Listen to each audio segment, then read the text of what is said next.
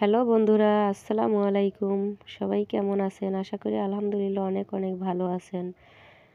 আজকে আমি কোনো কিচেন ঘর বা রান্নার রেসিপি নিয়ে আসিনি। আপনাদের সাথে শেয়ার করব গ্রাম বাংলার ঐতিহ্যবাহী নকশি কাঁথার ডিজাইন কিভাবে দেওয়া হয় কাঁথাতে, সেটা শেয়ার করব। Munni craft and delicious recipe চ্যানেলের পক্ষ থেকে আবারও স্বাগতম। চলেন বন্ধুরা, দেখে নিই কীভাবে ছাপ দেওয়া হয় কাঁথাতে। তো এই যে দেখতে পাচ্ছেন সবাই, অনেকগুলা কাঠ। আমি এখান থেকে একটা কাঁথা নিজের জন্য সেলাই করার জন্য আমি কাঠটা পছন্দ করছি। দেখেন, তো আমি দেখিয়ে দিচ্ছি। এই কাঠটাই আমার পছন্দ হলো এবং সেলাইও সহজ হবে এবং এটা জমিন। আর পাড়ের জন্য আর একটা কাঠ পছন্দ করছি, তো আমি দেখিয়ে দিচ্ছি। তো দেখেন, পাড়ের জন্য এই যে আর একটা কাঠ পেয়ে গেছি অলরেডি। তো এই কাঠটা দিয়ে আমি ছাপ দিব। তো যারা ছাপ দেয় তাদের থেকে টাকা দিয়েই ছাপ দিয়ে নিয়ে আসতে হয়। তো এগুলোর নতুন ডিজাইন হলো, খুব ইজি বিজি মনে হচ্ছে। তো দেখেন, অলরেডি কাঁথা পাতানো হয়ে গেছে। কাঠের রং মেখে মেখে ছাপ দেওয়া হয় এবং পাড়াইতে হয়, পাড়ায় পাড়ায় এটা ছাপ দেওয়া হয়। তো দেখেন, যে ছাপ দেয় উনি খুব এক্সপার্ট এসব কাজে। তো এই যে বোঝা যাচ্ছে যে উনি কত দ্রুত দিতে পারবে। আসলে একটা কাঁথা ছাপ দিতে আধা ঘন্টা থেকে 40 মিনিট টাইম লাগে ওনাদের কাছে, কিন্তু আমরা দিতে গেলে তো উল্টাপাল্টা হতেই পারে। অনেকে আছে এই হাতে সুন্দরভাবে আর্ট করতে পারে। তো আমি ছাপ দিয়ে নিলাম যে হাতের আর্টটা অনেক সময় বাঁকাতারা হয়ে যেতে পারে, তাই ছাপটা দিলে সুন্দর একটা ভালো ডিজাইন উঠে এবং দেখতেও সুবিধা, সেলাই করতেও সুবিধা। তো এটা আমি নিজের জন্য কয়েকটা কাঁথাই সেলাই করেছি এবং এই কাঁথাটাও অনেক দিনের শখ ছিল। আর এই ফুলটা ডিজাইনটা খুব পছন্দ হলো, তাই মন চাচ্ছে আর একটা কাঁথা। শীত সিজন আসছে, সেক্ষেত্রে আর একটা কাঁথা আমি সেলাই করব। আর শীত মানেই তো কাঁথা, কাঁথা না হলে তো শীত মানায় না। তো যতই কমফোর্টার বলেন আর লেপ বলেন, কম্বল বলেন, কিছুতেই শীত মানায় না। সবচাইতে কাঁথাই হচ্ছে শীতের বন্ধু, মানে শীতের শত্রু, বন্ধু না শত্রু। শীত আসলেই কাঁথা নিলেই শীত শেষ। তাই আমরা মনে করতে পারি যে কাঁথাই আমাদের আগের থেকেই, কাঁথার চলটা ছিল, এখনও আছে আর থাকবেও। তো বন্ধুরা, আমার ভিডিওটা কেমন লাগে আপনাদের কাছে অবশ্যই কমেন্টস করে জানাবেন। আসলে আমি রান্নার, হাতের কাজ সব কিছুর ভিডিওই আমার চ্যানেলে দিয়ে থাকি। তো আপনাদের কাছে ভালো লাগলে অবশ্যই ছোট্ট একটা রিকোয়েস্ট, আমার চ্যানেলটা নতুন, অবশ্যই আপনারা একটু সাবস্ক্রাইব করবেন এবং লাইক কমেন্ট শেয়ার করে আমার পাশে থাকবেন।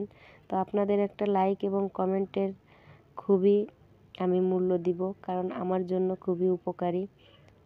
তো আশা করি আপনাদের কাছে অনেক অনেক ভালো লাগবে ভিডিওটা। দেখতে থাকুন আমি সম্পূর্ণ ভিডিওটা।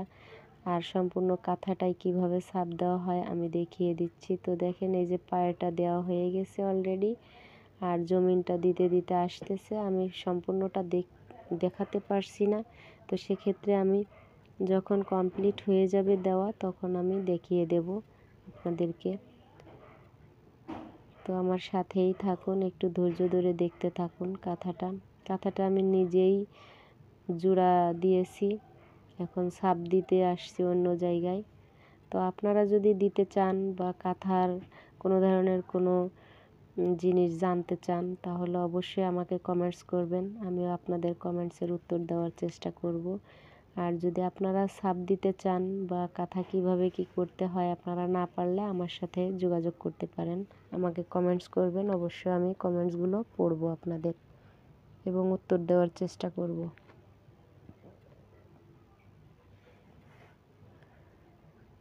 তো আসলে সব কাজে সবার দক্ষতা থাকে না। তো আমি সেলাই করেছি কয়েকটা, তারপরও চেষ্টা করি যতটা ভালো করার। তো আমার চ্যানেলে অবশ্যই আমার কাঁথাগুলোর ভিডিও, ছোট ছোট ভিডিও কয়েকটা দেওয়া আছে। আসলে কাঁথা সেলাইয়ের, অত বড় কাঁথা তো সেলাইয়ের ভিডিও দেওয়া যায় না। আমি সহজ করে সেলাই করেই ভিডিওগুলো দিয়েছি। সেলাইটা দেখিয়ে দিইনি, অবশ্য করা হয়ে গেছে, তাই সামান্য শর্ট ভিডিওগুলো দিয়েছি আমার চ্যানেলে, আপনারা চাইলে দেখতে পারেন। আর যদি কোনো ধরনের আপনাদের কোনো রিকোয়েস্ট থাকে আমার প্রতি করতে পারেন, সমস্যা নেই।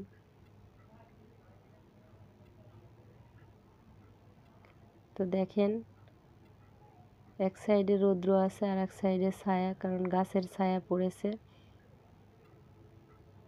তো আসলে পুরোটা ভরপুর রৌদ্রের ভিতরেই ওনার জায়গায় হয় নাই, তাই উনি পুরো উঠানে বা আঙিনাতে পুরাটা কাঁথা পেতে নিয়েছে। তো দেখেন আমার পুরো কাঁথা ছাপ দেওয়া কমপ্লিট হয়ে গিয়েছে। এখন এই যে আমি দেখিয়ে দিচ্ছি, আসলে সব দিকে ঘুরিয়ে ঘুরিয়ে দেখানো তো সম্ভব না। এভাবেই চারটা চারটা ফুল পড়েছে, সেলাই করলে আরও সুন্দর দেখা যাবে।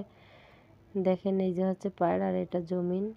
তো জমিনের কাজটা ছাপ দেওয়াতেই এত সুন্দর লাগছে, আর সেলাই করলে বন্ধুরা বুঝতেই পারছেন অনেকটা সুন্দর হবে।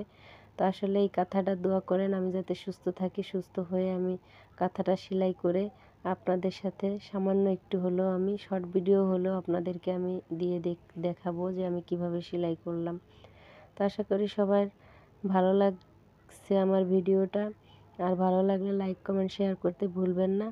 আর যদি কোনো রিকোয়েস্ট থাকে আবারও বলছি আমাকে জানাতে পারেন, কোনো সমস্যা নেই।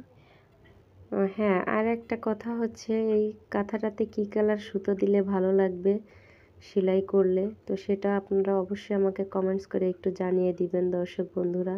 তো সবাই সুস্থ থাকবেন, ভালো থাকবেন। আল্লাহ হাফেজ, আসসালামু আলাইকুম।